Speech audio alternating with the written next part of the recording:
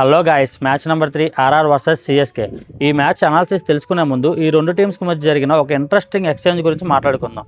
RR అంటే ముందుగా గుర్తొచ్చేది సంజు శాంసన్, అలాగే సిఎస్కే అంటే ముందుగా గుర్తొచ్చేది తలా ఎంఎస్డి ధోని. ఆ తర్వాత అందరికీ తెలిసిన name Ravindra Jadeja. So CSK అంటే జడేజా, ఆర్ఆర్ అంటే శాంసన్. అలాంటి టూ ప్లేయర్స్ని వాళ్ళ ఫ్రాంచైజ్ ఎక్స్చేంజ్ చేసుకున్నాయి. సంజు శాంసన్ సిఎస్కేకి ఇచ్చినాయి, రవీంద్ర జడేజాని ఆర్ఆర్కి ఇచ్చింది. సో ఇప్పుడు ఎక్స్చేంజ్ అయిన తర్వాత ఈ సీజన్లో మొదటిసారిగా కొత్త ఫ్రాంచైజ్గా ఆ టూ ప్లేయర్స్ ఆడుతున్నారు, అది కూడా వాళ్ళని వదిలేసిన టీంకి ఆపోజిట్లో. ఇది ఒక ఇంట్రెస్టింగ్ విషయం. అలాగే మన ఎంఎస్డి అండ్ సిఎస్కే ఫ్యాన్స్కి ఒక బ్యాడ్ న్యూస్ ఏంటంటే, మన ఎంఎస్డి స్టార్టింగ్ కొన్ని మ్యాచెస్ అయితే ఆడట్లేదు.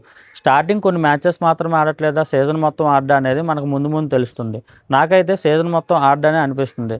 ఫ్యాన్స్ కోసం 1-2 మ్యాచెస్లు ఆడే అవకాశమే ఉంది, ఎందుకంటే ఏజ్ బట్టి ఎంఎస్డి ఆడడం కుదరదు. అలాగే యంగ్ ప్లేయర్స్కి అవకాశం ఇవ్వాలనేది దీని ఉద్దేశం అని నాకు అనిపిస్తుంది. ఒకేసారి ఎంఎస్డి సీజన్ మొత్తం ఆడడం అని చెప్తే సిఎస్కేకి ఉన్న క్రేజ్ తగ్గిపోతుందేమో అని ఇలా చేస్తున్నారని నాకు అనిపిస్తుంది.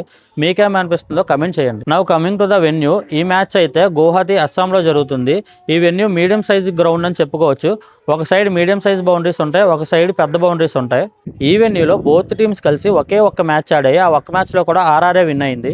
ఇప్పుడు బోత్ టీమ్స్ స్ట్రెంత్ చూసుకున్నట్లయితే ఆర్ఆర్ టీం బ్యాటింగ్లో బలంగానే ఉంది, బౌలింగ్ అయితే యావరేజ్గా ఉందనే చెప్పుకోవచ్చు. ఆర్ఆర్కి బ్యాటింగ్లో కీ ప్లేయర్స్ ఎవరెవరంటే యశస్వి జైస్వాల్, వైభవ్ సూర్యవంశీ, రియాన్ పరాగ్. ఆల్రౌండర్లో జడేజా ఒక్కడు మాత్రమే కీ ప్లేయర్గా ఉన్నాడు. బౌలింగ్లో రవి బిష్ణోయ్ అండ్ ఆర్చర్ మాత్రమే కీ ప్లేయర్స్గా ఉన్నారు. ఇక సిఎస్కే విషయానికి వస్తే సిఎస్కే బ్యాటింగ్ అండ్ బౌలింగ్లో చాలా బలంగా కనిపిస్తుంది. సిఎస్కేకి batting key players Brevis, Samson, Ruturaj Gaikwad. అలాగే ఈ ఇయర్ న్యూగా స్క్వాడ్లోకి యాడ్ అయిన సర్ఫరాజ్ ఖాన్ కూడా మంచి ఫామ్లో ఉన్నాడు. అండ్ బౌలింగ్ లో కీ ప్లేయర్స్ ఎవరంటే Khaleel Ahmed, Noor Ahmad and Matt henry.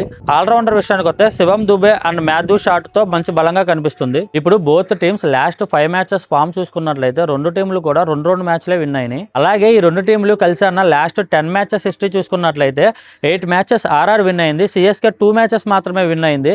ఇక్కడ ఆర్ఆర్ ఆధిపత్యంలో ఉందని చెప్పుకోవచ్చు. అండ్ ఓవరాల్ ఐపీఎల్ హిస్టరీలో చూసుకుంటే టోటల్ 31 మ్యాచెస్ అయితే ఈ రెండు టీంలు కలిసి ఆడినాయి. అందులో 16 మ్యాచ్లు సిఎస్కే కొట్టింది, 15 మ్యాచ్లు ఆర్ఆర్ కొట్టింది. రెండు టీంలు కూడా సమూజీలుగా ఉన్నాయి. అండ్ ముఖ్యంగా ఈ సీజన్ లో చూసుకున్నట్లయితే ఆర్ఆర్ కంటే సిఎస్కేనే చాలా బలంగా కనిపిస్తుంది. శాంసన్ యాడ్ అవడంతో బ్యాటింగ్ మరింత బలంగా తయారైంది సిఎస్కేకి. అలాగే ఈ టూ టీమ్స్ మధ్య ఉన్న రికార్డు చూసుకున్నట్లయితే సిఎస్కే తన హైయెస్ట్ స్కోర్ అయిన 246 ని ఆర్ఆర్ పైనే కొట్టింది. అలాగే ఆర్ఆర్ పైన ఒకసారి 109 కి ఆల్అౌట్ కూడా అయిపోయింది. సో ఓవరాల్ అనాలిసిస్ చూసారుగా, నాకైతే సిఎస్కే విన్ అవుతుంది అనిపిస్తుంది. మరి మీకేమనిపిస్తుందో కమెంట్ చేయండి. Signing off, Nani rains.